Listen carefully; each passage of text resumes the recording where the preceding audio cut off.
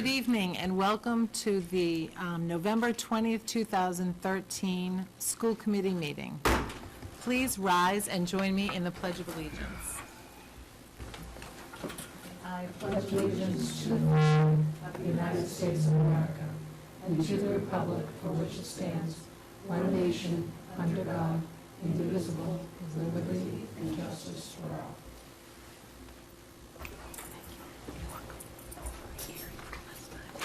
At this time, I would like to ask for a moment of silence in memory of Mr. Jack Sheehan. Jack was the Assistant Superintendent for Business in the Milton Public Schools for over 20 years. He did extensive work for the Mass Association of School Building Officials and served districts across the state. His current position was the Assistant Superintendent of Schools for the Archdiocese of Boston. And Superintendent Gormley said that Jack was known for his fiscal expertise, kindness, compassion, and integrity. He will be missed by all. Please join me in a moment of silence.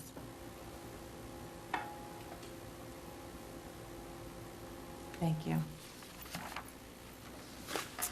At this time, we will approve the November 20th agenda for tonight. I have a few additions and deletions. Under the chairman's report, we're going to put off the superintendent's evaluation till the next meeting.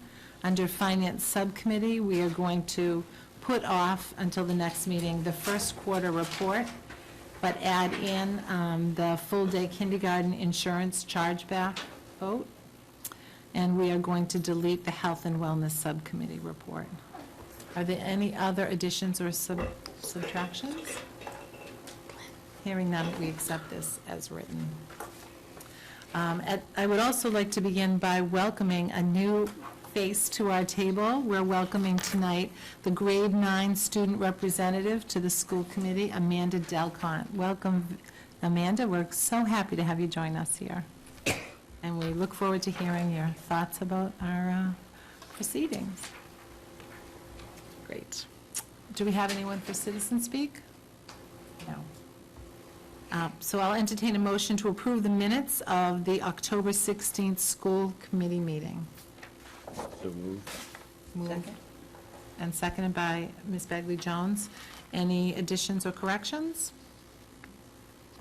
All in favor? It's unanimous. Thank you. We'll move into the superintendent's report. Ms. Gormley? First on your agenda, we have invited tonight Jimmy Moonen, PS Middle School teacher, who was awarded the Milton Family Foundation National Educator Award. There are conferences at the elementary, middle, and high tonight, so I think he's finishing up his conferences or looking for a parking space. So I would ask you to hold, and we'll move to joining us tonight at the request of the school committee. In the administration, we have Jerry Vitti, the chairperson of Milton Special Education Parent Advisory Council presentation, and a warm welcome to the vice chairperson, Michelle Conley. Would you join us at the table? And we make our calendar for the year, and school committee member Mary Kelly had asked if we could speak with the PAC and move you into this slot while we were in the midst of our budget development and presentation. So a warm welcome to the two of you here tonight. I'm Jerry Vitti, and I live at 15 Longwood Road here in Milton. I'm Michelle Connolly, and I live at 82 Cheever Street in Milton. So, thank you for that warm introduction, and thank you for having us here today. Once again, I'm the chair of the Milton Parent Advisory Council, and ably assisted by Michelle, who's responsible for about 90% of the content of this presentation. I told her I would not embarrass her, but I'm going to try. Anyway. But it's always nice to be here, and thank you again very much. There are a lot of slides here. I certainly won't be reading the slides as they go along. I think no one wants to hear me thrown on and on about the text, but we'll be talking about the content of each slide and why it's important. So, the Milton Parent Advisory Council, of course, Education Advisory. Ladies and gentlemen, this is now going to move on to your next 10-minute. I'm glad they didn't say it's time to move on to the next presentation. I'm usually not that brief. Try to be brief. Anyway, and on another note, I'm glad I didn't have to follow that teacher, because that's really tough.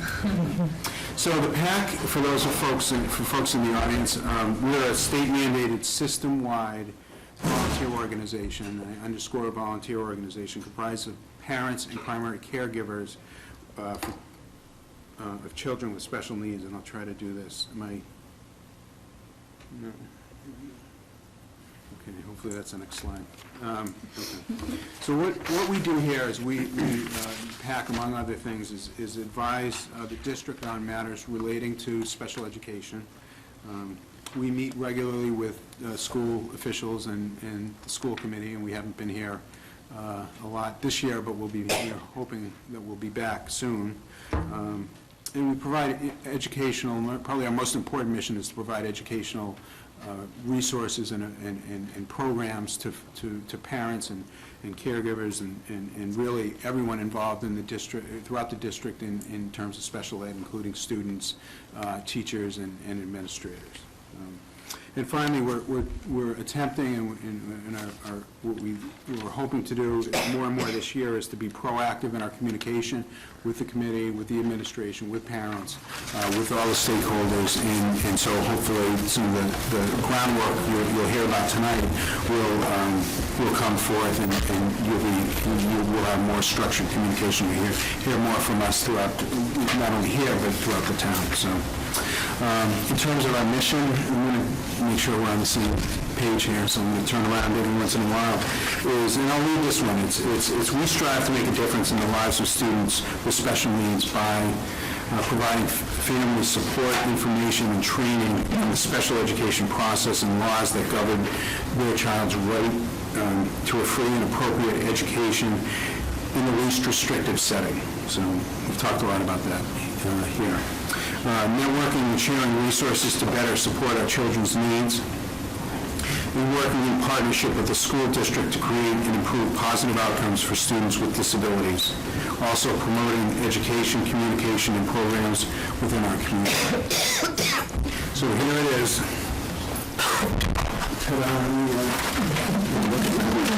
It's fancy. I have an AT guy spend 20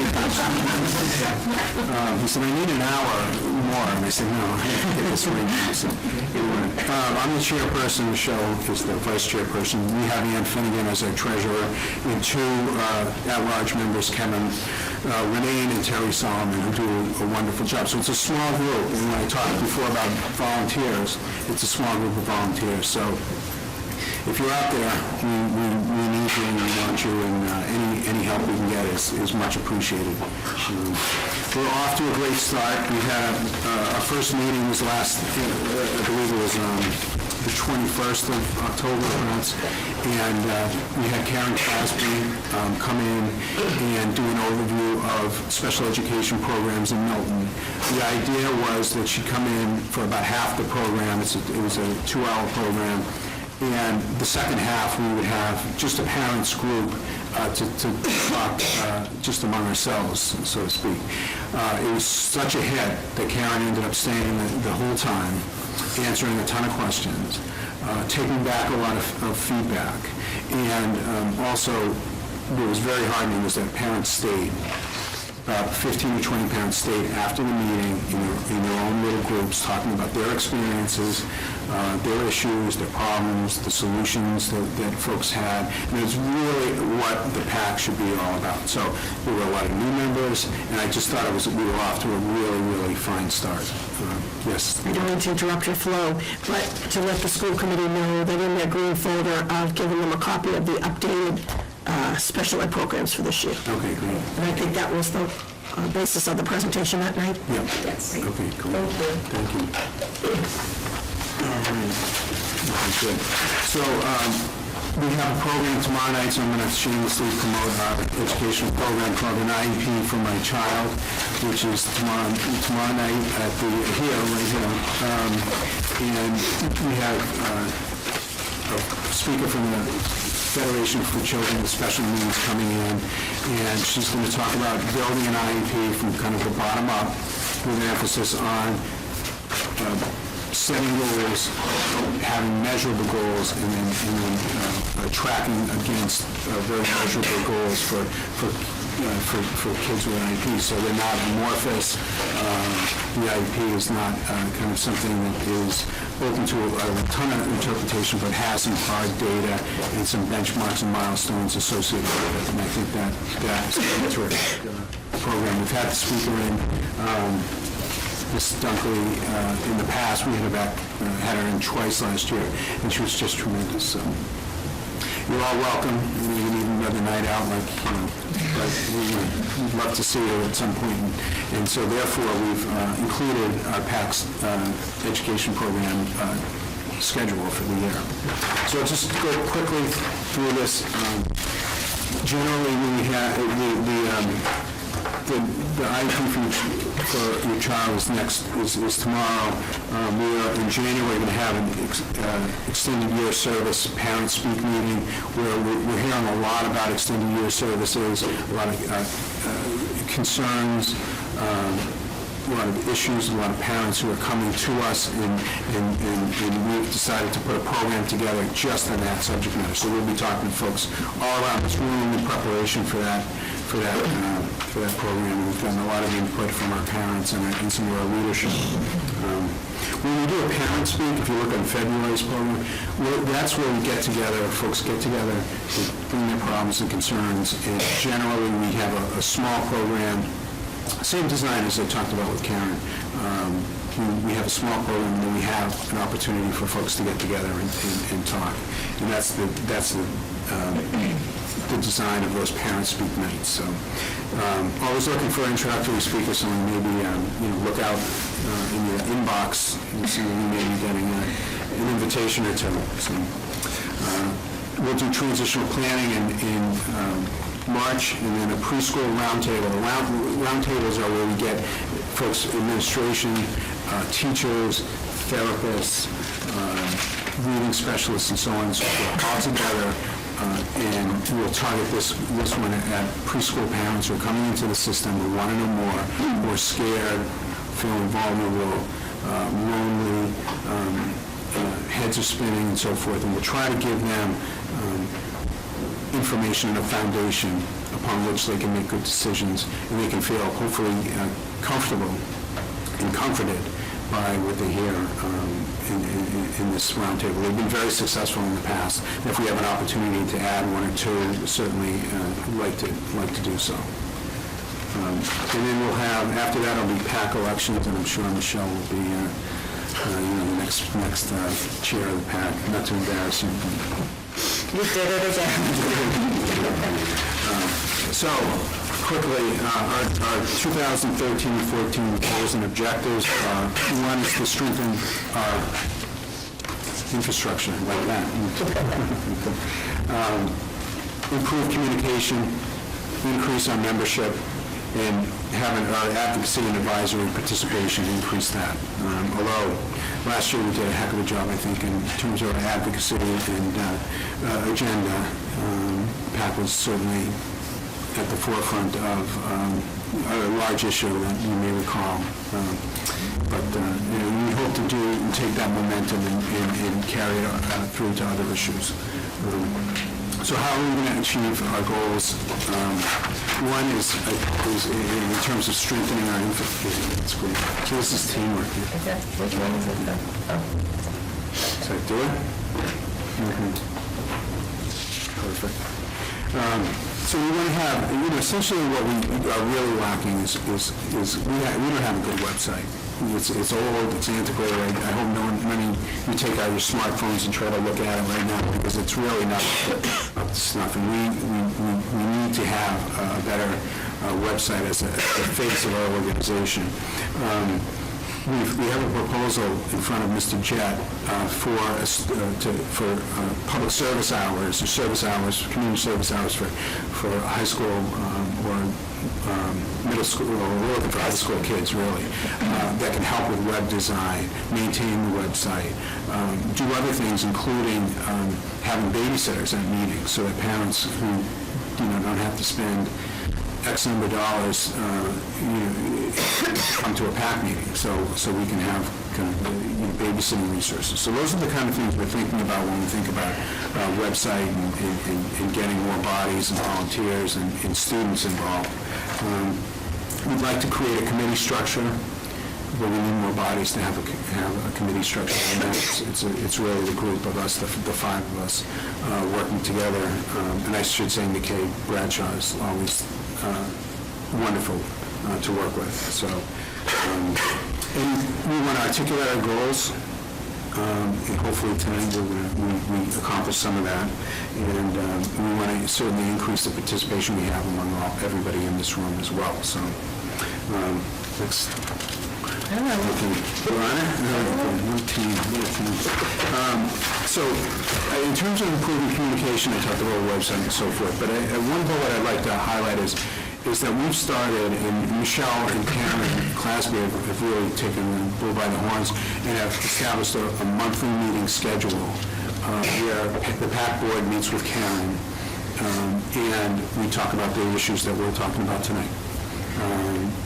The proposal to Mr. Jack was generated in part by her support and her suggestion and so forth. So I think the idea of having regular communication is just a great starting point, something we haven't had in years past. With John and Mary, whenever it's appropriate, whenever I call, the access has been, and the support's been terrific there too. So I think that's the main bullet in terms of improving communication.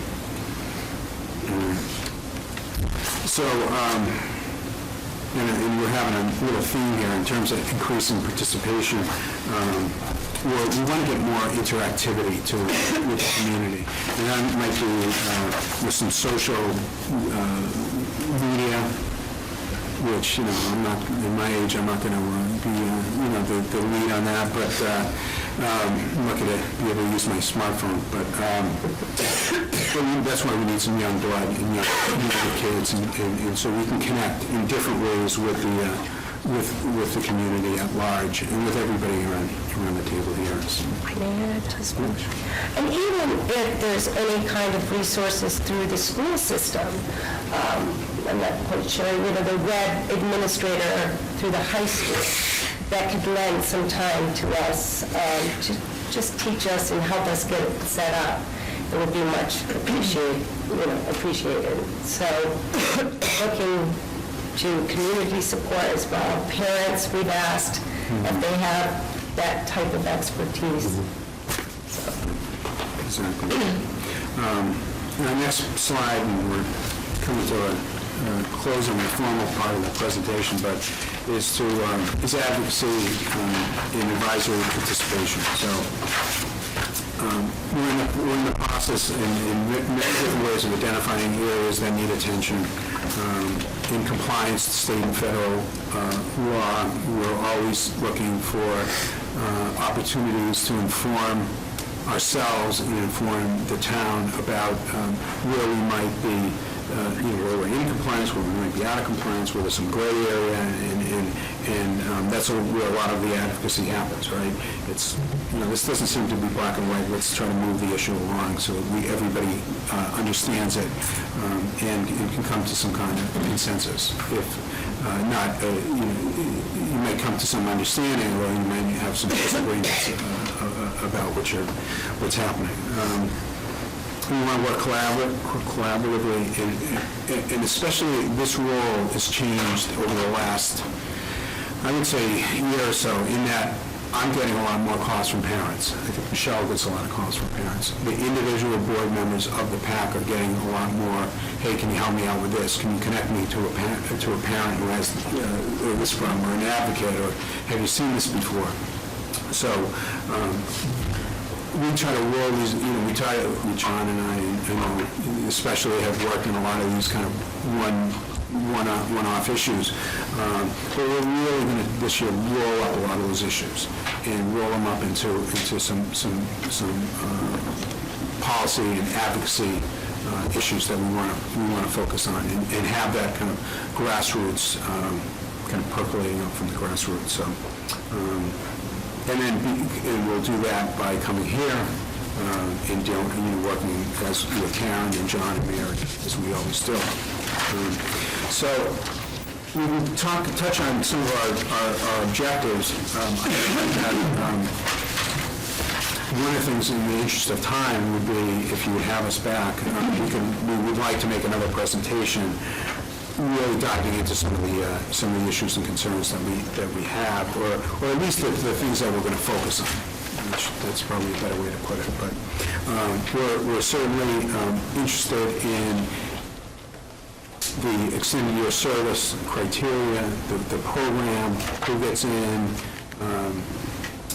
why the training that's involved, the information that parents get, and so forth, and all the issues related to extended year services. They probably account for maybe 60% of the calls, 70% of the calls that I get, and we need to do a better job as a PAC rolling those issues up. We have our meeting we'd like to come back in December. We have our meeting around extended year services in January, and then we can provide more, an ongoing dialogue there.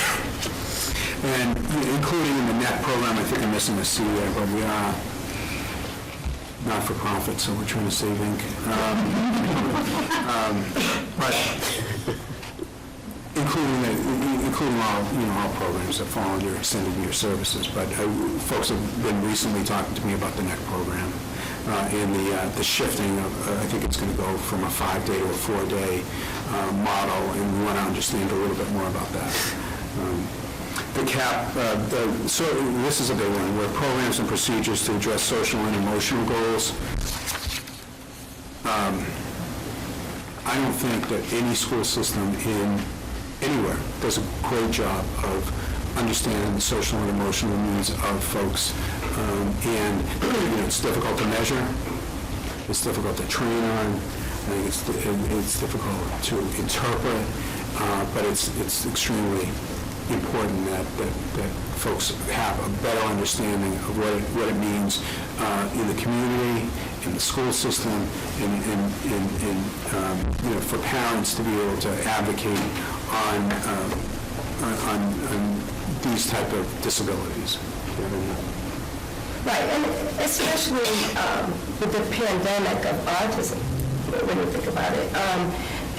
And I know in the district, during Class B, this incident has risen dramatically.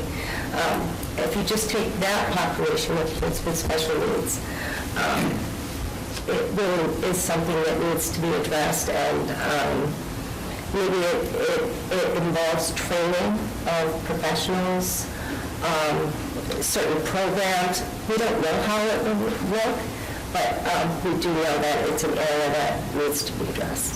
So,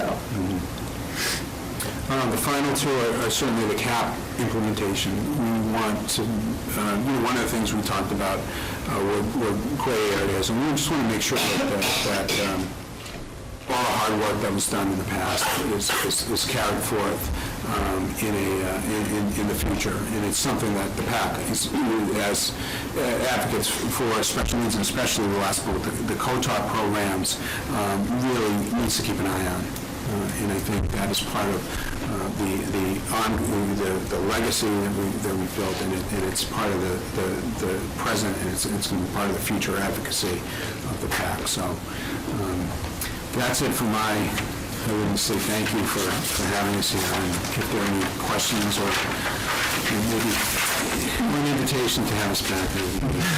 That's how I was going to begin, actually, and say, please let us know when you'd like to come back, and we'll certainly put you on our agenda.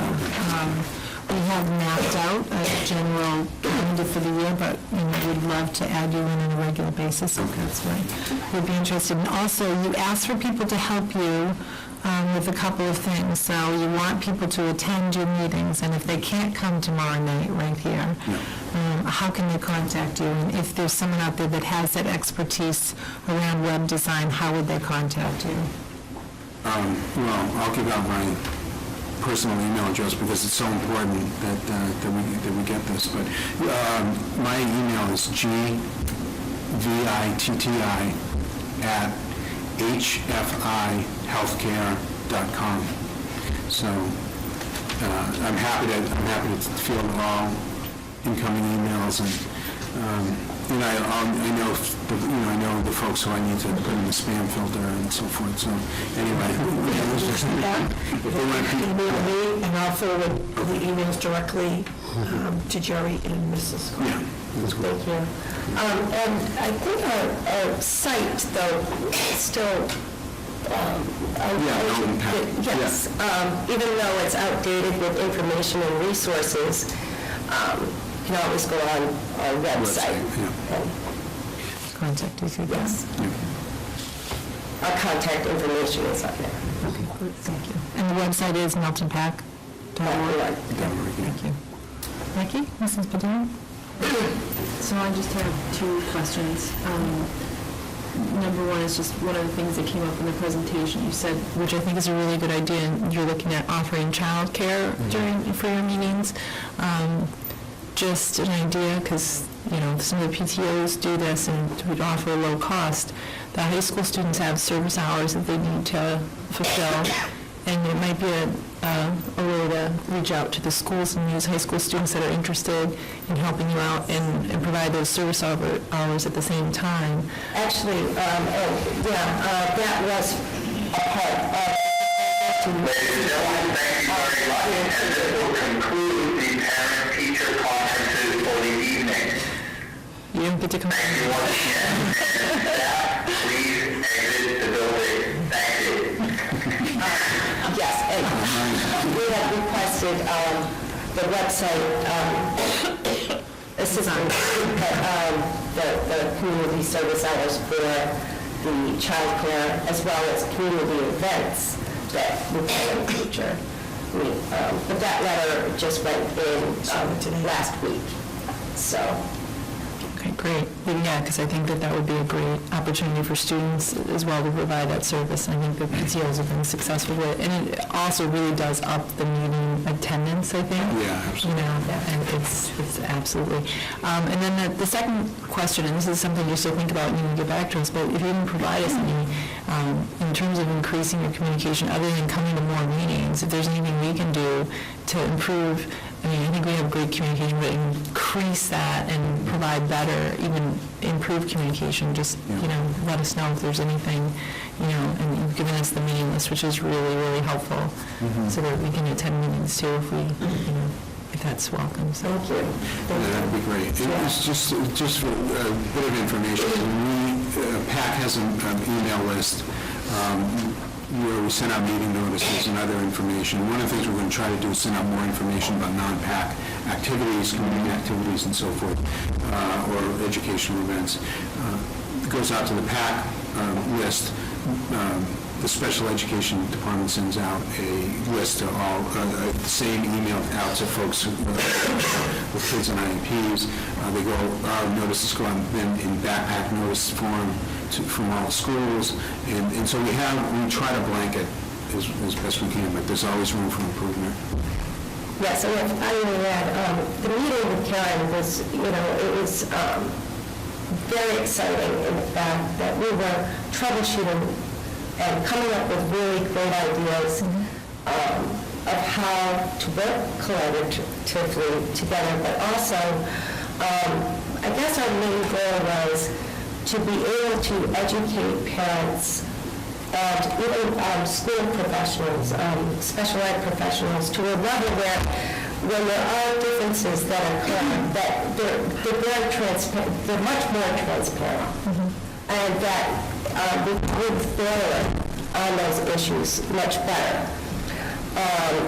She had offered even to, on her listserv, to attach a letter from us that asked to join our website, but also to take a survey of those parents so that we can even, in the future, have a discussion blog for those parents to connect together and really build a strong support system amongst them and the community. I think that there were so many ideas there. I'm hoping that one of these meetings we can present those to you as well. So, yeah. Thanks. Kristen? Just a quick comment. You really spoke very eloquently about the vulnerability and how scared parents can be, and, it is such a difficult process, and I just really want to acknowledge that journey that you speak of. It's a tough one, and I'm glad that you're there and you're doing that, and really commend you for your advocacy and work on the PAC. I'm really glad to hear you're working with Karen, especially around issues before they get to be an issue, talking about the extended year now and it not having to be a big issue. I think that that's really a good thing, and I know, are we on the listserv? I don't think we are, the school committee members? Probably not. But we can be, and that would be a good thing, because I know you came last year, Jerry, and told us about the Challenger softball game, and I think all of us were there and enjoyed it thoroughly. And then I think you got my email about the Better Buddies asking me to send it out, and we're all going to be there at the turkey trot Saturday, so Milton High can bring home the golden gobbler. But I just think even hearing about things like that are, is a really good thing for us to hear about, and I would like to hear more. But I was really impressed with the Challenger softball team, so. I could talk about that all day. That was great. Any other comments? Well, thank you so much. Julie, Mrs. Owen, sorry. Thank you very much for coming in. One of the major reasons we wanted to have you come in this time frame was to ask you, from your perspective, are there things that are needed in the budget that presently aren't there? And, obviously, anybody who you ask is there things that we could add to the budget, but is there, like a top 3 list that you'd say, one of the things that I've looked at other communities, do we have the assistive technology that we need, all those kinds of things that in our quest to really meet the needs of all our kids, and special education being one of the subgroups that we are not meeting, we're not where we need to be. Are there things that you have seen in other districts that you know about that would be helpful in terms of, becoming part of our request for resources? I don't know about the top 3, because I probably have the top 100, but I think assistive technology is something that came to my mind before you mentioned it. The program, one of the programs we're having in the spring is about transitional planning, but we're also, I should have said, / assistive technology, because that's where we're going to talk about that. It's so important. I know it's so important personally in our family with our daughter who has a disability, to be able to access technology is a wonderful way to support her in her learning, and to help her not only just support the learning process, but actually learn through through technology. It's just been a game changer for us. So more of that, more awareness of how to use it. And then that goes hand in hand, I think, with dollars for professional development in all areas, but in relating to how to best use the technology for kids who have special needs. And I think our hope is with developing the infrastructure we're talking about is to get that feedback of what is needed. And in addition, with the monthly meetings with Karen and more communication, that we can get a true picture of what it is that we call our top 3 to represent the district, parents. We'll be back on that one. And the reason that I ask you in this time frame is we basically have to put in our sort of, I guess it would be considered our top line request, because ultimately it gets whittled down by the 16th. The 16th of December. And so if, going back with your group, there's things that pop that, you'd like to forward to us, I think that would be important. Well, I haven't given out my email address, I'm sure there'll be a lot of discussion, which is good. To Mrs. Kelly's point, I think intuitively, on one of your slides have social emotional needs, and I would want Dr. Karen Spalding in the audience, and if our principals were here, they would pull up their own chairs and join you at the table for the need, for the expertise, personnel in that field, professional development training for all of our teachers, but you intuitively came up with one of the needs that's really risen from the administrative ranks, from our teachers to our administrators. And Mrs. Kelly has asked for a presentation that we're planning for the school committee and the public on assistive technology, just for everyone to understand what is assistive technology. We would love to work with you about examples or how it works for kids with special needs. And I'm sorry, just in terms of the whole website, could not the Milton PAC have a web component of our web? It seems to me that like the PTO is part of it, but maybe they're part of EdLine. I don't know behind the scenes, but I guess what I'm asking is, this is the one group that is mandated by law, that is huge in terms of us meeting the needs of all students in this district. Whatever we can do within the confines of what we presently have is possible, and granted, I don't know, but I think it's something that we should look at. As well as things like on the main calendar, all of their meetings should be on there, and right now they're not.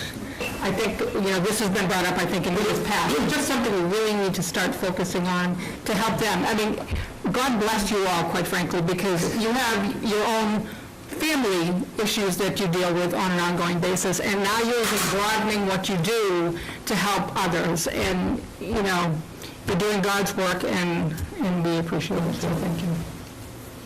And one of the things we did identify right away, Karen, is when we looked at the individual school websites, there was one site, and it was Pierce, that had special education chairperson.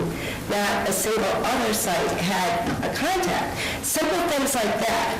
And she changed it. That changed right away, because when parents go on that site, they need to see that.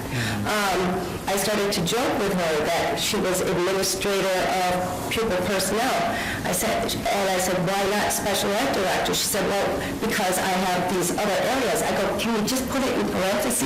Because that's what a parent is going to look for, and it's just that much easier.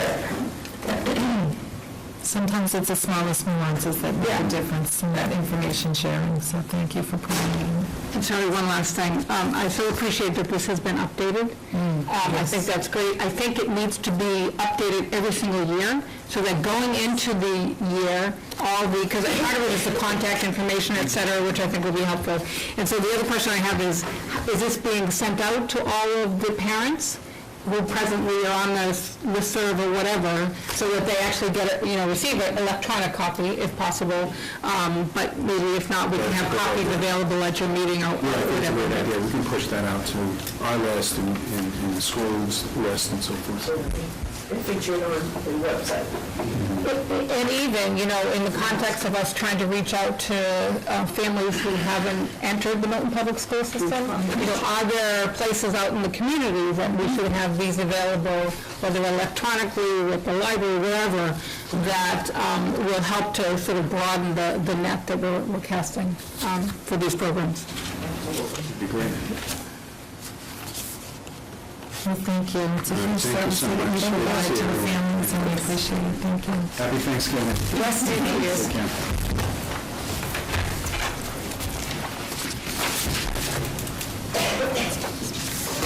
We'd like to ask to join us at the table. 2013 Milton Family Foundation National Educator Award winner, and Jimmy Moonen and his principal, Dr. Karen Spalding from the KISS.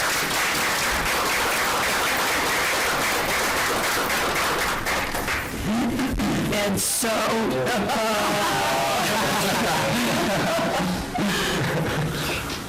She had a lot of energy. and so this is for the school committee, and Jimmy Noonan, Karen Spalding and I were contacted. It was to be a secret. We have an outstanding school committee. They keep a secret. And we had several meetings preparing for the event. Everyone didn't know what they were preparing for. The rumor was that the World Series trophy was coming. I think that you outdid the World Series trophy for everyone there. This is for the viewing public who hasn't seen, heard, the only Massachusetts recipient in 2013-14. There were 40 recipients across the country this year. The Milton Award provides public recognition to exemplary middle and secondary school teachers, principals, and specialists who are furthering excellence in education. And so before we turn it over to Jimmy and the school committee, Dr. Spalding, Mr. Foreman?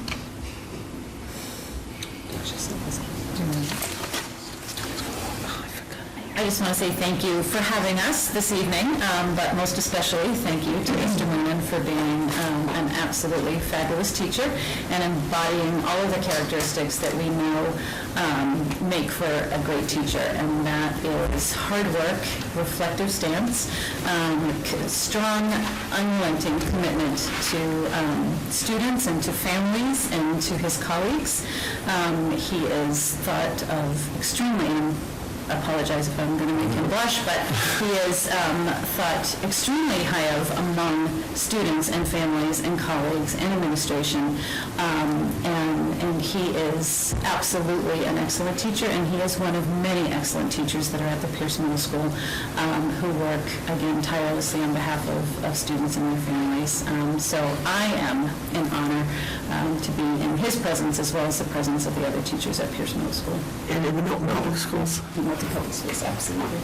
I would like to congratulate Jimmy, and like we do when we see most people get awards, we say congratulations to them, but it was nice that the Milliken folks also congratulated all our teachers that day. I also would like to congratulate Jimmy's parents and his family. They're great people. His mom was there that day, and Jimmy does a great job every single day. And the other person I'd like to thank on behalf of Jim Moonan is that every good teacher needs a great mentor. And every great teacher who becomes a great teacher needs someone that they can speak to, confide in, learn from, and communicate with, and let them know what they're nervous about and what they're good at and what they need help with. And Jimmy was someone who worked very hard at becoming an excellent teacher, and his mentor was Ian Murphy. And so I'd like to congratulate Ian Murphy and Jim Moonan for working so hard over the time. And if Ian Murphy was here, she would say, well, Jimmy did all the work. It's nice to acknowledge that mentoring is a big piece of what makes educators go from good to great. And Jimmy Moonan went from good to great, and he's great. So congratulations, Jim. Thank you very much. No, I think that my school phone allows incoming calls right at 2:21 or 2:22, and right at that time my school phone rang, and I knew exactly who it was. And it was Ann Murphy calling to congratulate me. She was, she was one of many mentors that I've had in my 8 years of teaching in the Milton Public Schools. And I'm extremely fortunate to have had those mentors, from my first principal, Mr. Fallon, to my current principal, and Dr. Spalding, to Ms. Gormley, who was my principal when I was in Cunningham. It's just, it's been a fun week, and reflecting back on it, it really is it's a community award, and I think that it's been my feeling this week that the community has embraced the award, and it's just been a great week. It's been a fun award. I'm very fortunate to have such supportive parents, great students, great administration, and fellow co-workers. So thank you very much. It's been a fun week. Congratulations, we're so proud of Thank you. Any school committee members want to speak? Mr. Walker? I said to the superintendent that that day was one of the best days I've ever had as a school committee member.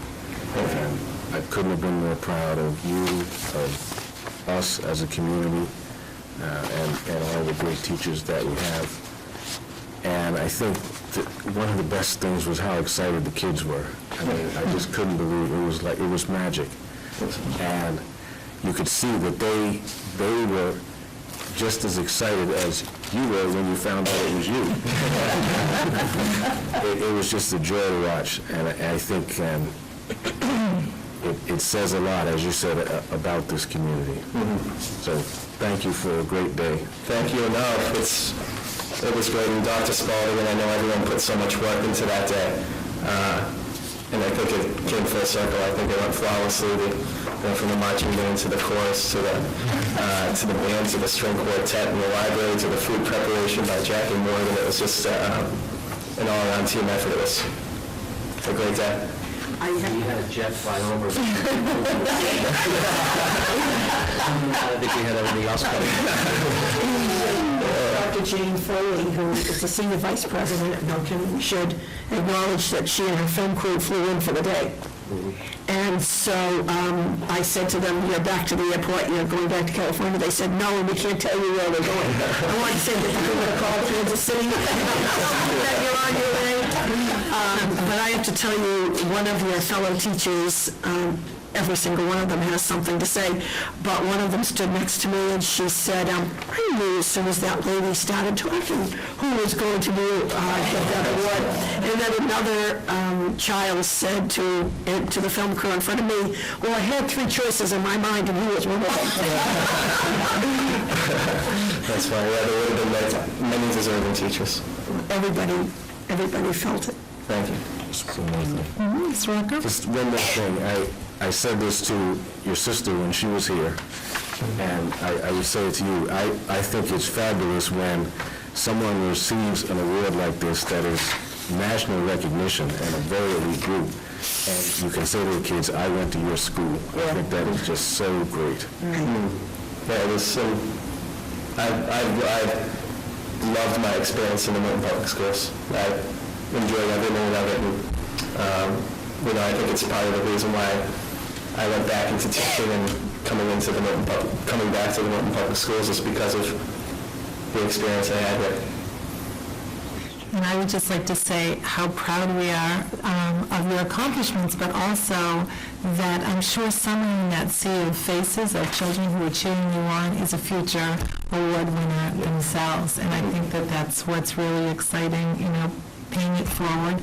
We also have another former Milliken component. She taught in Boston. And the viewing public might want to know that the awards were first presented by the Family Foundation. Mr. Zulus was researching them for me in 1987.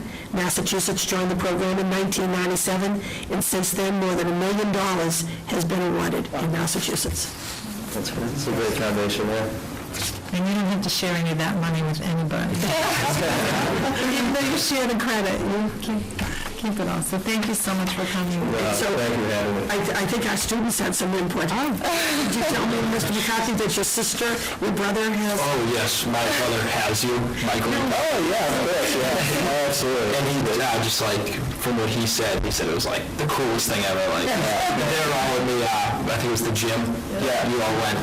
He was like, we're all in the gym, we had no clue what was going on, and then boom, my math teacher gets awarded with $25,000. Thank you. That was an exciting day. It was a good day for everybody. Everybody seemed to have a lot of fun. Congratulations. Thank you very much. I appreciate it. What's your first name? Matt. Thank you, Matt. Appreciate it. Congratulations. Thank you.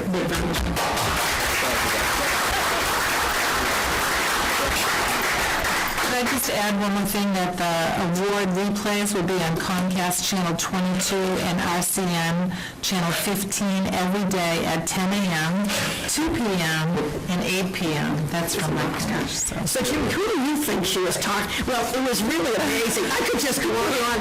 And when Dr. Foley said, this is the Oscar, this is the Emmy in education, and she said, teachers don't get monetary awards, and this is what this foundation wants to do. So, Judy, who did you think she was talking about when she was describing this amazing teacher? There's so many good teachers at Pierce. Jimmy Billion. It was a perfect answer, Jimmy. It was a perfect never did, so. But we saw your face is the point, and you never thought, I was watching you, and, no way, we were looking to the right or to the left. All right. Congratulations. Thank you very much.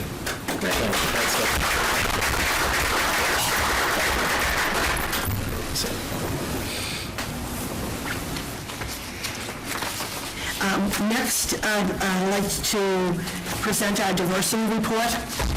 The Milton Public Schools have a school committee policy that was created, I believe Ms. Kelly, you were on the school committee with Glenn Lovely, and it was the first in the state, if I'm correct. And we have a diversity policy that the school committee adheres to, and it asks for an annual report. And so this report has grown from one paragraph, one page reflection on diversity to all of the different aspects of diversity in Milton Public Schools. And when I speak to groups of people, residents, parents, I often say that these are the most fortunate students in the state and the country to go to the Milton Public Schools. And one of the gifts that the Milton Public Schools can offer students is its diversity in all aspects and in all ways of life. So our diversity permeates, and we celebrate our diversity, and we've divided this report. Many of these parts you've seen before, but for us to bring it all together and share it with the administrators and for them to use it with their staff into our hiring efforts, our staff diversity, the diversity in our school community, our enrollment data, our student achievement data, and again, I added the policy at the end. I'm going to briefly go through this with you, and as Mr. Vitti said, not to read to you. But one, respect for human differences for the last 15 years has been one of our core values. And as you read the school committee's diversity policy, and it talks about a program in different aspects, the quote is to celebrate diversity within our schools and our community. Moving on, first we talk about our hiring efforts. And again, who is in front of our students, teaching our students every day is really our primary responsibility, and to give our teachers the professional development and the support to excel. And so we're committed to these hiring efforts, the recruitment of outstanding teachers, whether it's through print publications or job fairs, and recruiting the best and the brightest teachers to teach in the Milton Public Schools. And I'm very, very proud to say, and when we have teachers that come from other districts, this school committee is to be complimented, because this school committee gives us the charge to hire the best and the brightest. And in other districts, there are constraints on who is hired and at what level, but this school committee has always said to us the qualifications of the teachers come first. The next chart is a staffing chart by non-white, by race and ethnicity, and if Mr. Phelan could use the dot. This is everyone in the system, so this includes administrators, teachers, custodians, and paraprofessionals, and our percentage for 2012-13 has gone down to 10.3. So, 7.5. So from 8.2 to 7.5. So that's a point of reference for us. Our goal, again, would be for our teaching staff to mirror the diversity of our student body. We work hard, and we're very conscious that that number has gone down. When we look at hiring during the years, when openings come up, and next year, this is a priority for the district. Next, just our teaching staff. And again, this will be on the web tomorrow. We've outlined the last 3 years in each of the schools. Mr. Zulus had called in, and what we've added is the number of teachers. But for the district, teaching staff has gone from 9.3 to 7.5. Again, another point for us in our hiring, that we're working to increase that number. You can see it went up in 2012, and now it's gone down for the district. And we have given you the statistics for each of our schools. Staffing by gender, our male staff, we've also given you now embracing diversity in our school community. We are very fortunate in the Milton Public Schools to have a group of citizens who really for the last 15 years meet every month with central administration. And our principals attend some of those meetings. And this group of Milton citizens are called Citizens for a Diverse Milton. And they have, like the PAC, and our PTOs and our PTO presidents, they have become a part of the fabric of the Milton Public Schools. Mr. Phelan and I meet every single month with the members of the Citizens for a Diverse Milton. I've included their mission and their goals in this report, and what we've done in the last 3 years, really we've extended our meetings with central office and the principals to 2 meetings a year with the diversity committees from each of the schools. We meet right here, and I've asked Mr. Phelan to just take a couple of minutes to explain to the school committee and the public about those meetings. Good evening. It's a very, very important meeting each month when we meet with the CDM folks early in the morning on Tuesday and Wednesday mornings to really talk about what's going on in our district, what the priorities are, and what we can do as a district through the lens of diversity to improve the environment, to improve student outcomes for all students, but especially students who are not meeting with success, who come from, who are minority in background. The way that we have evolved these meetings, we actually brought principals in to have sessions with their site council members and their diversity committee members, but more importantly, to get the entire district's diversity committees together twice a year. We hold district-wide diversity committee meetings where we look at student achievement data, where we look at initiatives of each school in relation to diversity and student outcome, engagement with parents, and the agenda is set by those monthly meetings with CDM. For the last 2 years, we've been really focusing on student data around AP, SAT, MCAS, and how to improve the outcomes of all students, but especially those who are minority students or not meeting with success. And we thank the Citizens for Diverse Milton because they really keep this conversation in the front burner for the district. And it's really comforting to be able to say out loud that the school committee and the administration has as one of their 3 main initiatives in the advancement budget for the year that we're in right now and moving forward, the proficiency gap, and what are some of the strategies that we are using in Milton to ensure that all students meet with success, and how can we accelerate learning for some of those folks who are not meeting with success. So we're thankful for their partnership.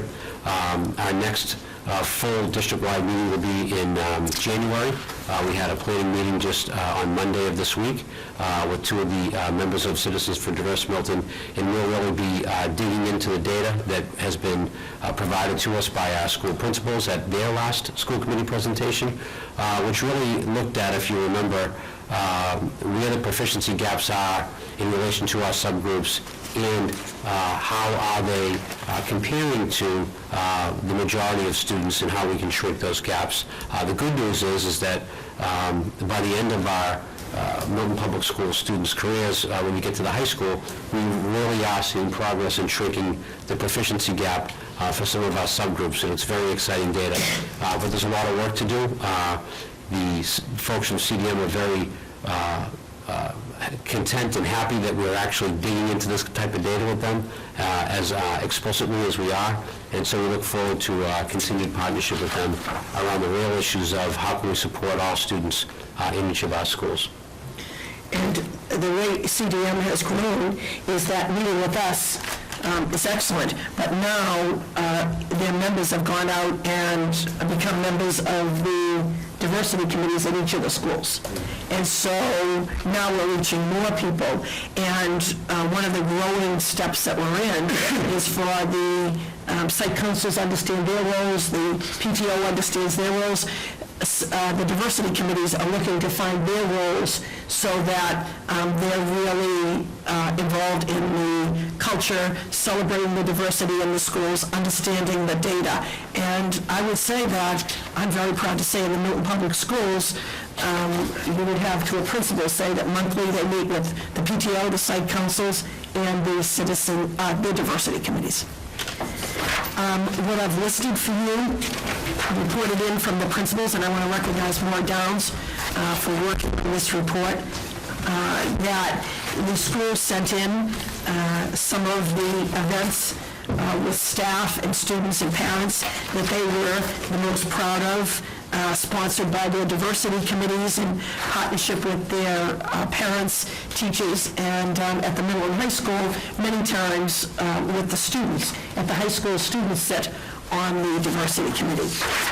I've given you our enrollment data. Our enrollment data bring you to the district. This is the enrollment data for each of the schools. By non-white, our percentage is 29.9%. Just slightly down from 30.3% last year. I've also given you the state data. Maura has given you, and this will be on the web tomorrow, the pie chart breaking out 2010-11. And remember, this report is for last year.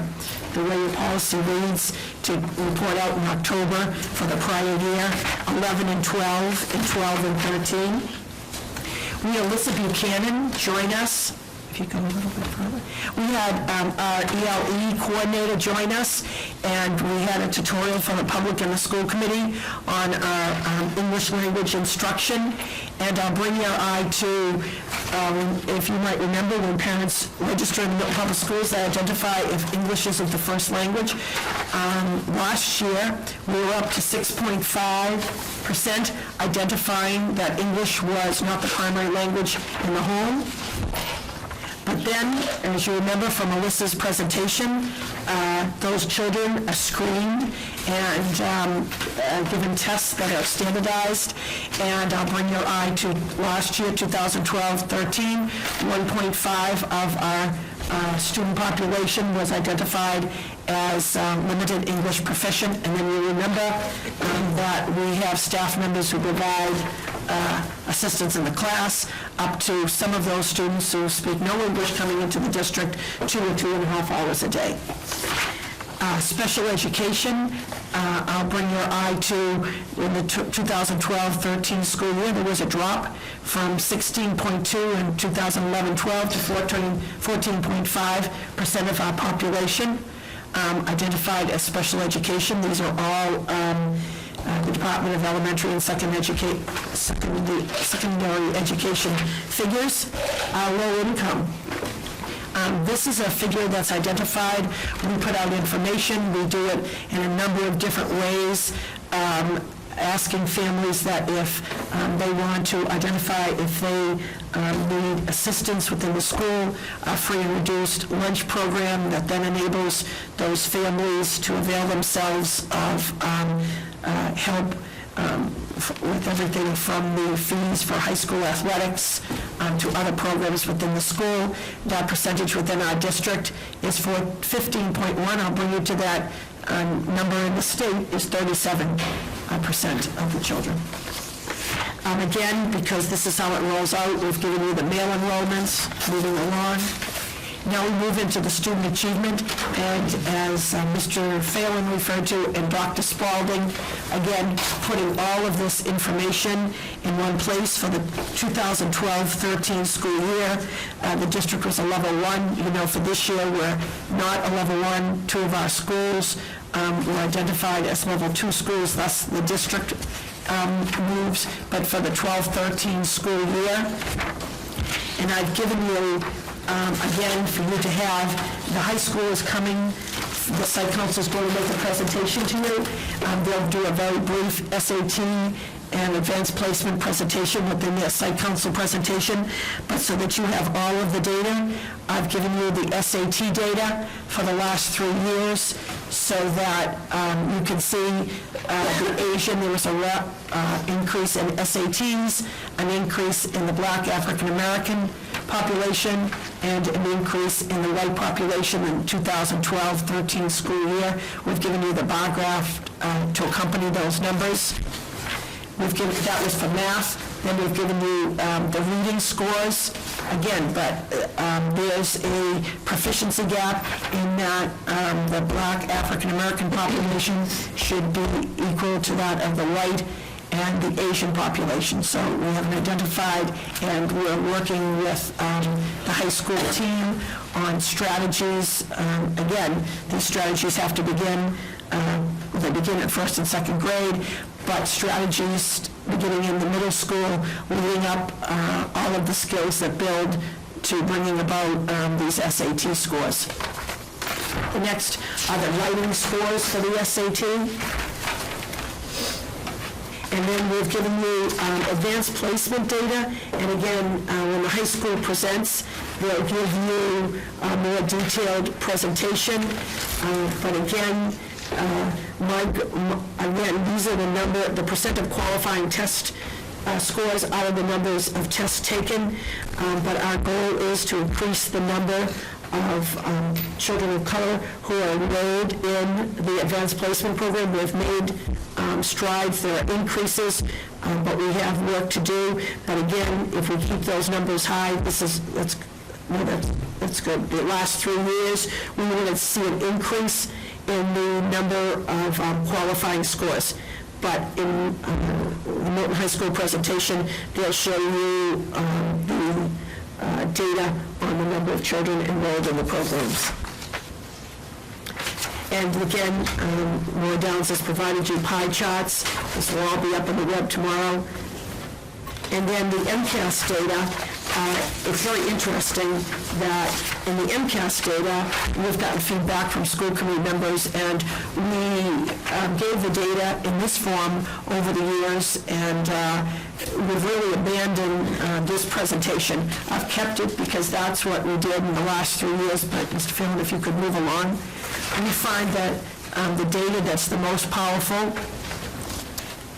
and again, as Mr. Phelan always says, we can give Dr. Karen Spalding the credit. You can clearly see over the last 5 years, this is grade 3, what the CPI is for the white population and for the African American Black population, and then the difference. Are we closing that gap? And again, this speaks to our early literacy. If you see 2009, 18.2, 2013, 18.5, we're not reducing the gap system-wide in English language arts. And then in math, from 26.2 to 2013, 15.3, closing the gap. But that directionality you have to see, and you have to see the gap closing between those two groups in each of the grades, and we've outlined that for special education, low income at every grade level, so African American Black, special education, and low income. We've provided that data for you, and a synopsis on the side to help the public read it. But once you start to go through these presentations, again, you'll become more familiar with it. So that will be in one place. Again, improving early literacy, closing the proficiency gap, and improving science achievement for all students. When the school committee charged us with coming up with advancement initiatives based on the data from the prior school year and this last school year supports that. These were the initiatives that the targeted professional development, curriculum materials, and staff were required and needed in the Milton Public Schools. And then the athletic data. Again, this report has grown from one simple paragraph to, I bring your eye to the bottom, that the white population 300 and non-white 111 students in the fall population of that last school year. Now, those are the numbers you would look to. Diversity is 30% of our population at Milton High School. You'd look for that kind of number. In the next one, 233 white students, 107 non-white, 297 in the spring, 118 students non-white.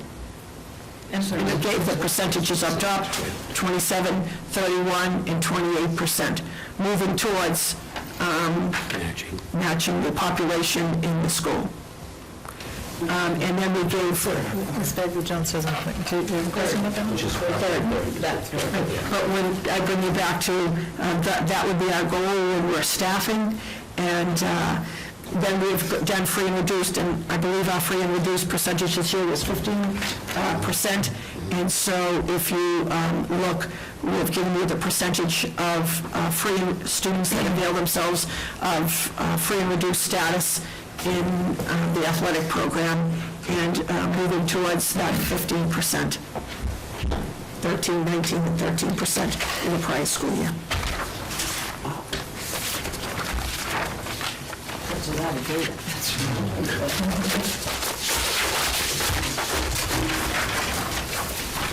Any school committee member comments or questions? Ms. Bagley-Jones? It's an incredible amount of material that, is very much appreciated, a lot to be gone through. I was wondering, near the beginning,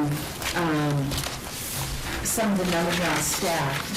Some of the schools at Colorado Cunningham had very low numbers, and I'm wondering, is there less turnover at some of the schools and more turnover? In other words, how often do we get to open up our pool of candidates to hire folks? Is it less at some schools and more at others?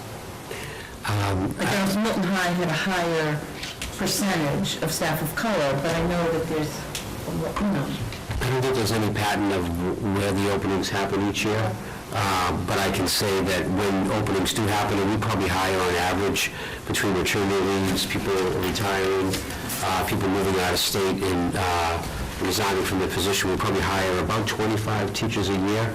And as Mary noted, we go to job fairs. We post these positions in a lot of different publications to create connect with a diverse audience. And School Spring is the international mechanism to have people apply to positions and re-engage in that website. And so we feel like we've been getting more diverse pools of teachers to hire, which we think will lead to an increase in teachers of minority status. Thank you. But we know that direction last year has to turn around to increase.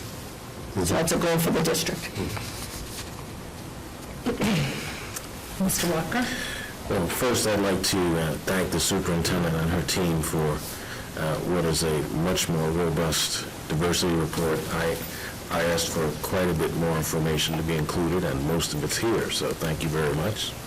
And particular thanks to Dr. Clasby, to Maura Downs, and to Glenn Pavlicek, all of whom I know directly worked very hard on what in some cases wasn't data that was readily available. So thank you very much.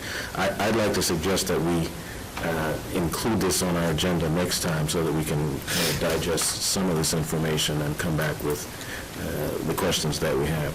But I think, and I know I'm preaching to the choir, to Ms. Bagley-Jones's point, I think we would all agree that for children in every school, it's good to see a diversity of teaching staff, and that should be the goal.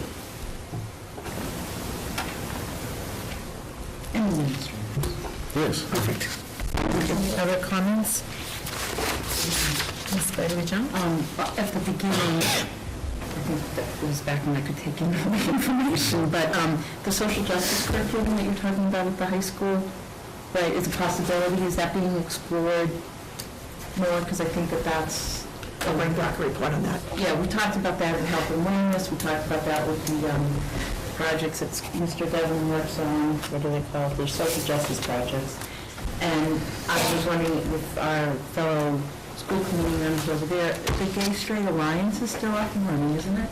I believe so. Yeah, okay, because it wasn't listed in here, and it should be as a diversity endeavor at the high school. And I didn't know if there was anything missing from the high school, from your perspective, that you could think of that are things that the high school does around diversity, or that you think we should be doing, or... No, I was just thinking. One thing that I've noticed in Milton High is just how diverse we obviously are, as a town. There's never a time where you go into a classroom and it's all anyone of the same race, and that's the great thing about Milton High is you meet so many different types of people. Walking up to someone you could never expect to be best friends with someone, and then it's just the diversity behind Milton, I think definitely helps as we grow up, as a town, we all grow up together, and it's so much better by growing up diversely and not with all Irish kids or all of any type of race or ethnicity. It's you grow up with just the people you're going to be dealing with for the rest of your life. When you move to a city, when you're in the business sector, it's no matter what, you're going to be dealing with everybody. So it definitely helps in Milton by being so diverse. Yeah, I just wanted to comment on that. I think that's, really true, especially when I talk to people from other towns. I mentioned one thing about Milton and its diversity, and they're like, really? That's not at all like my school.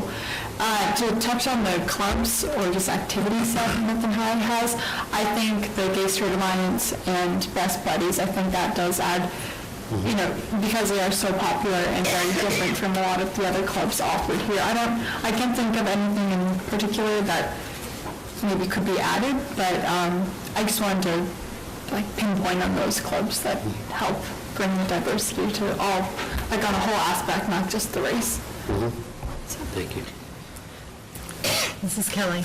So going to clubs and activities, granted, I don't want to make any more work, except that I think it is important to see sort of how diverse are the participants in clubs and activities, because one of the things that we always ask questions about is, are the fees or anything else restraining students from getting involved and getting to that coordinated out. At one point, and I don't know how long back it was, we were talking about having sort of a list of students, and that we would have sort of everything that they participated in. I don't know whether we've progressed on that. So two things. One, only this year have we started with the clubs and activities, looking at how diverse the population is. And to Mrs. Kelly's point, as part of the proficiency gap, Mr. Phelan and I meet with the leadership team, and again, this comes from the teachers up, and we're looking at students at every single level, in every single school, looking at every program that they've been in, from when they enter the school district to, are they ELE, do they have SPED issues, do they go to the before-school program? We're talking to principals about what works, what doesn't, with the advancement budget that Mr. Phelan and Mr. Pavlicek will be reporting out on. The principals are making proposals to us targeting that money now that the first term is over for that targeted population of students. And so the high school will share with you that data. It is very, very powerful. And again, in the meeting, you'll appreciate this, Mrs. Kelly. So I said, well, now we have this, and now we're sharing it with the teachers. So the high school staff said, administrators said, even the advisee pair, for them to see the names of the students, that who they might not have ready access to their MCAS scores, their SAT scores, knowing all of these different programs that they're in, what's working, what's not working, has been a very, very successful initiative, hugely this first semester. Thank you. This is incredible, and then you just described getting more data. So did we put somewhere in the academic advancement budget someone who's going to be in charge of all this data? Actually, yeah. Okay. Because just thinking about the amount of clubs, activities, musicals, things that are offered at the high school, let alone the middle school and some of the things at the elementary, is huge. But I can see the value to that. I know when I went to Hairspray a few years ago that some of our school committee members were in, I was really struck by the diversity of the play. Was that last year, the Hairspray? Yeah, Hairspray. And then, I'm not picking on the musicals, but then there are other years where it's not diverse at all. So looking at that would be another thing too, but that's an awful lot of data. So anyway, it's just to put my 2 cents out there that I'd like that data, but I also acknowledge it's a lot of data to collect. It is. Mr. Walker? So just to close, if we are about to close, on a positive note, and one of the most encouraging statistics in here is the percent of qualifying scores on AP tests versus number of tests taken. It appears that when we get our students to that high achieving level, then there's almost complete parity among every ethnicity. So that's really exciting and encouraging. Absolutely. So we have this down as a vote for tonight to accept this diversity report. Correct? Move that we accept the report and also include it on next meeting's agenda for further discussion. Second. Moved by Mr. Walker, second by Ms. Bagley-Jones. Any further discussion? All in favor? Thank you to the superintendent, the administration for all your... And then just in closing, your student reps are taking over happenings.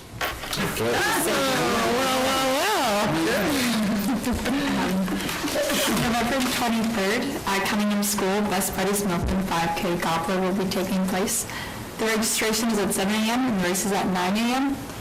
All proceeds go to the Best Buddies organization. And Milton High School Best Buddies team, known as the Turkey Trotters, raised almost $4,000 and has 70 members. I just want to give a big congrats and shout out to Allie Jones, who is the president of the club and my best friend, and just the club as a whole. All right, so just moving on to sports. This week in football, the Milton High Wildcats pulled out a victory over Medfield, winning 14-7. The star of the game was definitely Alex Torres, getting 3 interceptions and named Bay State League Player of the Week. On the offense, Liam Collins had 1 rushing touchdown, then an amazing throw to Anthony to place the Wildcats on the 1-yard line within 3 minutes to play, then put into the end zone by Jonathan Pierre. And that sprung the Wildcats to a 4-6 record for the year. MHS also had 3 players named to the first-team All-Stars for the Bay State League: linebacker Truly Loomis, nose guard Calvin Morris, and right tackle Zach Mazzarella. Congratulations to all of them. And we hope to see the whole town come support us on our Thanksgiving game against Braintree at 10 a.m. It will be held at Milton High School. And then moving on to girls cross country. The Bay State Conference record with 6 wins and 5 losses for the girls cross country team. It's the first winning record for the team since 2009. The girls cross country team competed in the State Division IV East Championship at Rentham on November 9th and finished 5th, qualifying for the State Mass State Division II tournament race, which was on Saturday, November 16th in Gardner, Mass. Our top 2 runners finished in the top 15, earning medals. They were Colette O'Leary and Merritt Danbridge, says Tom Shaw. At the Mass All-States on Saturday, November 16, 2013, in Gardner, Mass, Milton High School girls cross-country finished 11 out of 19 as a team and 11th out of 185 teams in the state of Massachusetts. Again, Colette O'Leary and Merritt Danbridge were Milton's top 2 finishers. These girls gave it all they had this whole season. We are proud of their results. More importantly, we are proud of their efforts, says Tom Shaw. Great season for the girls cross-country team. Congrats to the girls cross-country team and Coach Tom Shaw.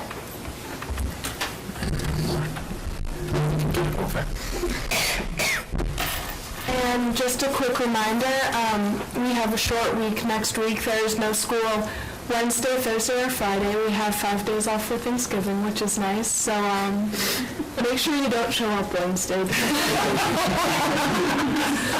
Did they do a great job? I was just going to say, I don't think Ms. Glenn is ever taking that back. You did a great job. And our freshmen will incorporate you into next time's. Is that all, Ms. Glenn? Thank you.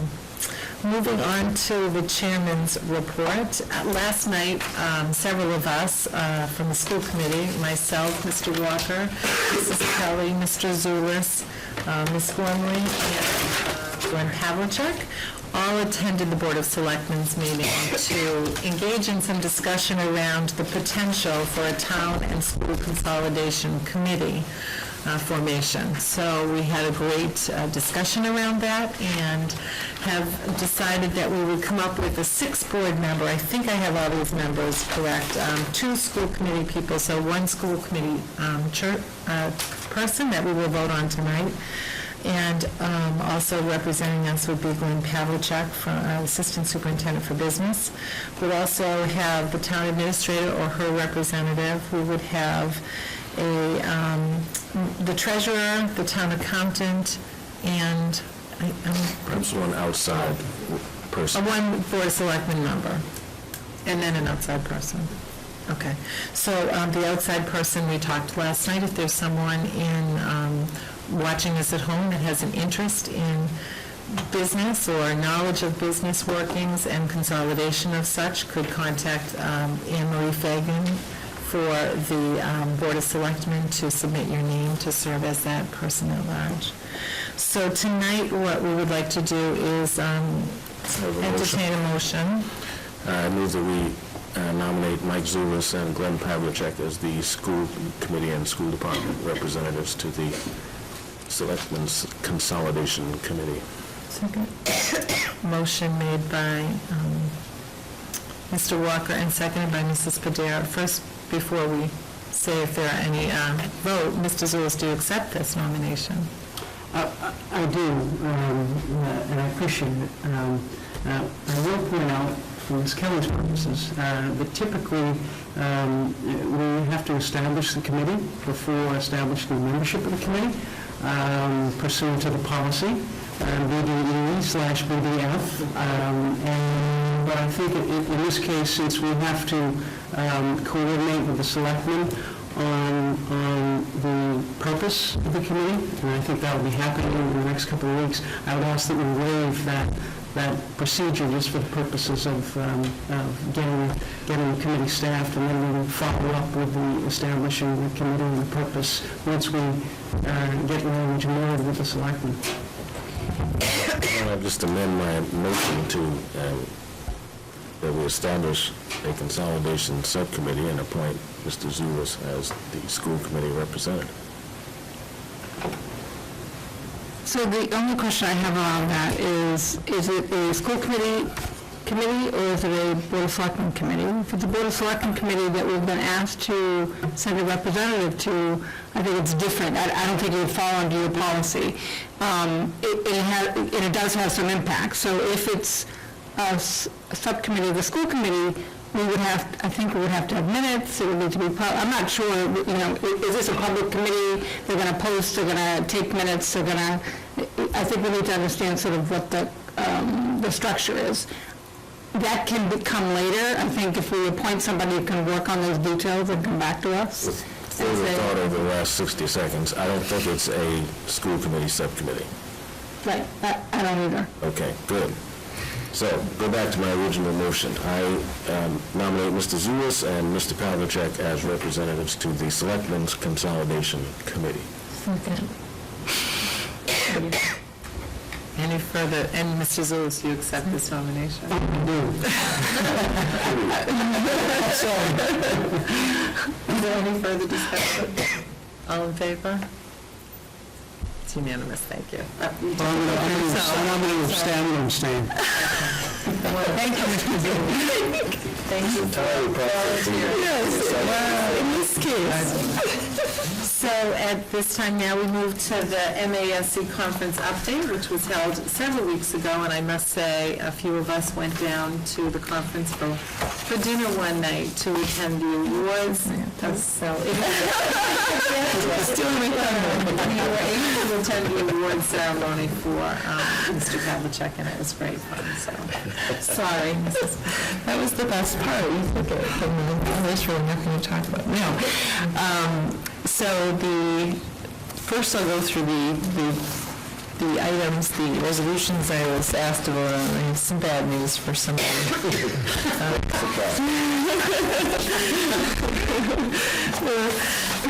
So most of them went our way, I think. So resolutions 1, did pass, and we, I think, voted no on that one. Or the most school committee voted no, the majority did.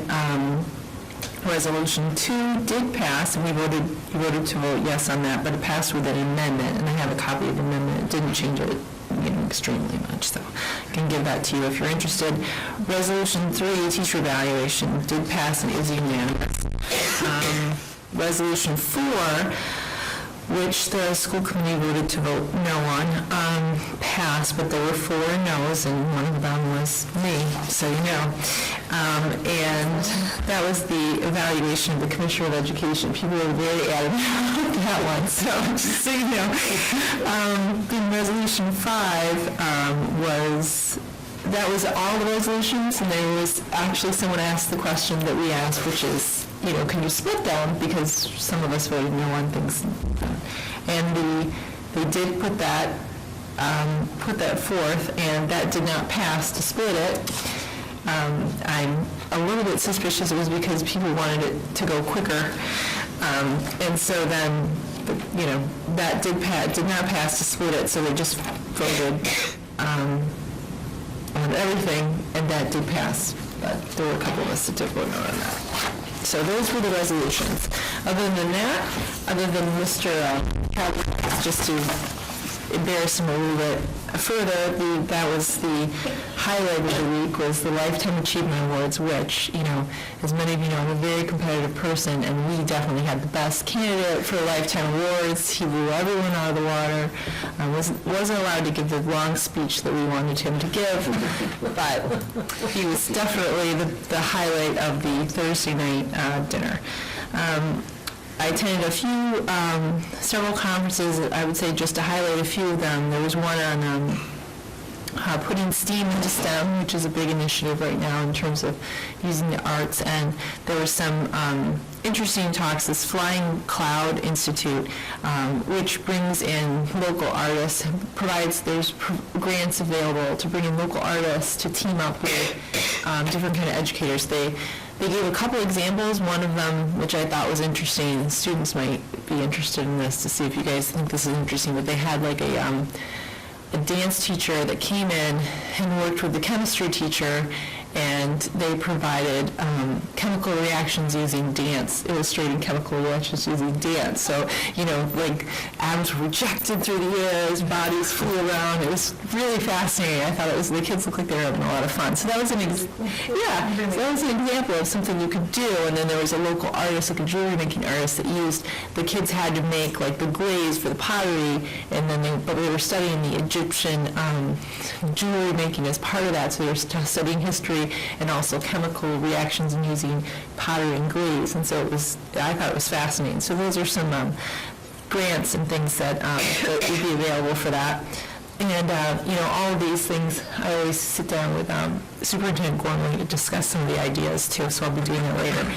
There was a presentation on sexuality education in schools. It's new, and what was interesting about that was actually a Milton parent who was doing the presentation, and another Milton parent who I knew who was on that board, along with Brookline school committee member as well. So that was very fascinating. It was kind of a new thing that they had done some studies and tested and surveyed, and it was very effective. So I have the information on that program. It was started in middle school, and one of the big highlights of that was that it used activities that parents could talk with students at home about, and really encourage parents to learn new ways to talk to their kids about sexuality and education. So that was great. Those were two of the big highlights. And then one that kind of hits home, especially with Superintendent Gormley, and I think our new initiatives, was a presentation on high-quality early education proficiency gaps.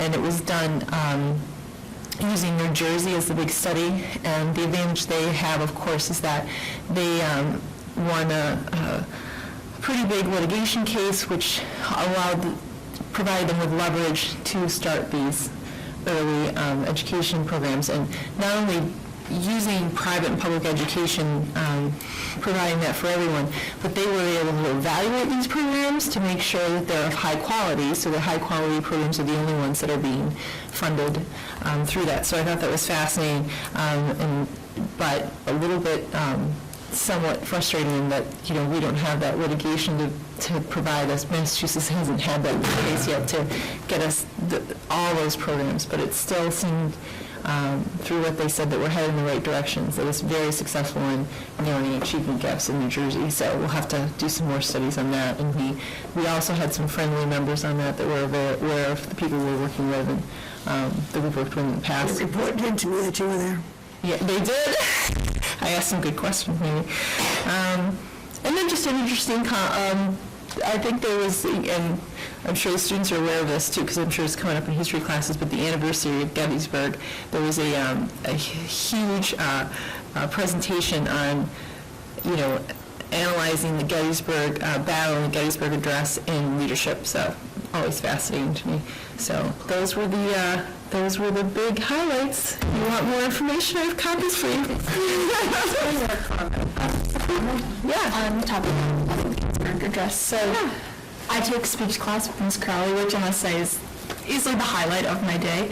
And she, just a side note, she made me read it at the Memorial Day parade last year. And we did a lot of analyzing the past 2 days in speech class, and she made us, because it is a very difficult speech despite its length. Yeah. And being short, it's rather difficult to get the tone correct. And we got to analyze it all and really just get a perspective of what Abraham Lincoln was thinking when he said it. And we did address it a lot in school, which is really interesting. That's great to know, yeah. I think it's a lot, it's coming up even more, and I think it's one of those things you can look at several different ways, and it means something different to everybody, and I'm glad you guys are analyzing it again. And then just going off, you said something about the chemistry and doing a dance with that. I think I speak for a lot of kids at Milton High when chemistry was not the highlight of my high school. It's a very difficult course.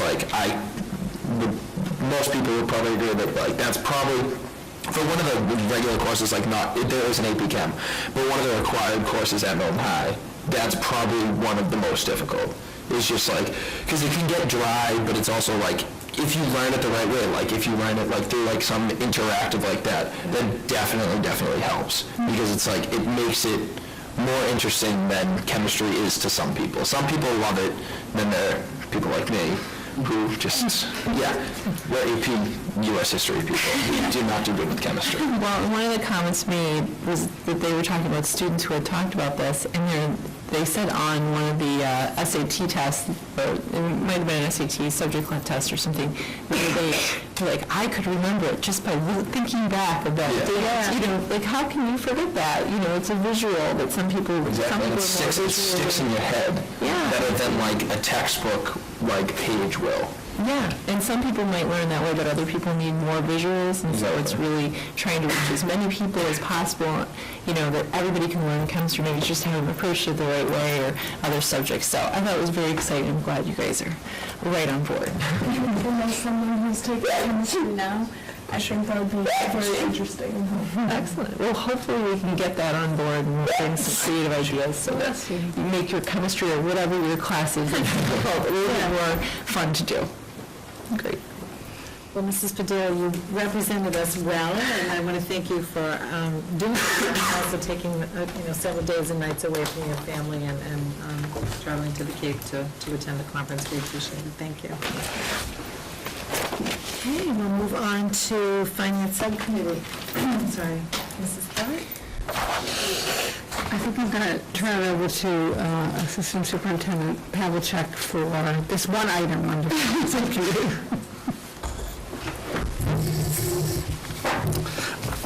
We have something a little different tonight. Normally, when we pay bills, we have the warrant here tonight for your signature to pay bills to our vendors. We have some bills that we pay to the town of Milton for various different things. This is one of them, which is the full-day kindergarten health insurance. When we expanded to full-day kindergarten a few years ago, we made a commitment that it wouldn't cost the town anything extra. So when we expanded our staff, we picked up the cost of the health insurance for those expanded staff. And so once a year, we make a transfer of money, in this case $60,528, from our account to the town's health insurance account. The reason it's not in the warrant is we're taking a look at not writing physical checks to ourselves, which is what the warrant does. And what's happened in the past is even when we pay bills to the town, we end up putting it in the warrant, a check is drawn from the town of Milton to the town of Milton and then deposited in the town of Milton's bank account that it just came out of, and it just seems frankly silly. But we don't have the mechanism for doing it otherwise. Can you say silly on television? Yes. I'm not an elected official.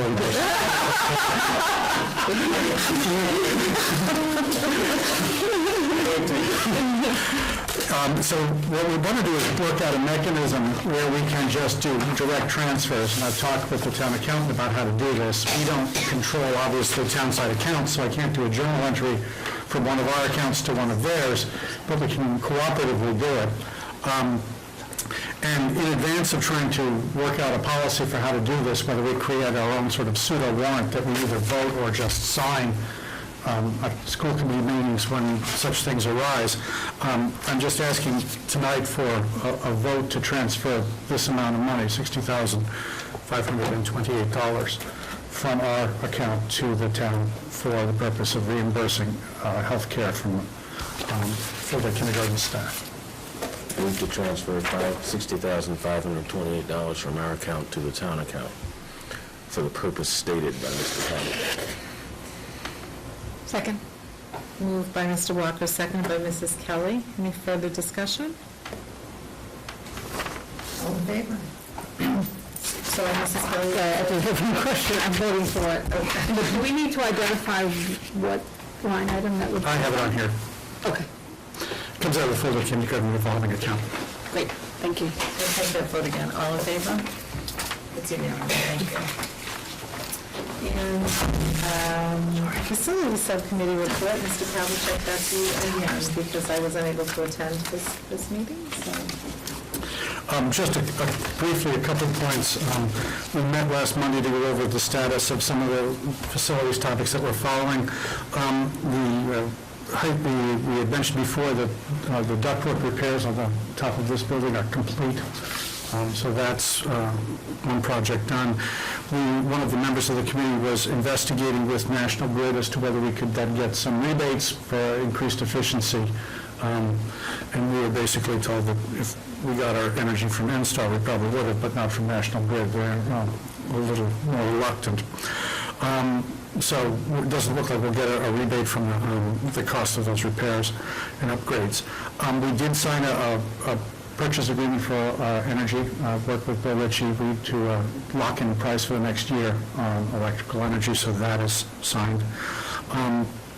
And through Bill Ritchie's Office of Consolidated Facilities, we've done an energy study at the schools where they've gone around and checked for, in our case, where the buildings are reasonably new, the principal culprits tend to be doors and windows, to look at energy loss at various points. We're expecting a report back from them within a couple of weeks to see if there are places we can approach some of the schools and try to increase the energy efficiency of some of the buildings. So we should have results in a few weeks. Other than that, we were doing mainly things like monitoring utilities and so forth at this point, and just it's early in the heating season, so we haven't spent much on heat yet, but that will change soon enough.